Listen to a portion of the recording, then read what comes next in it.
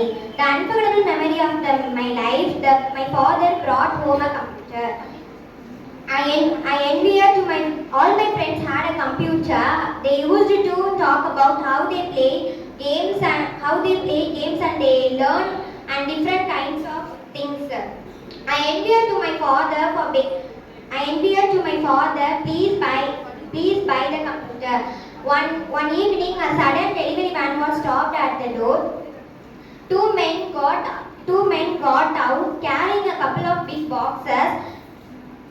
One man opened the boxes. There was one computer. I was very happy to.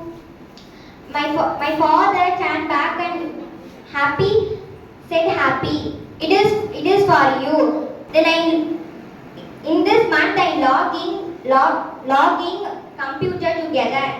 Thank you.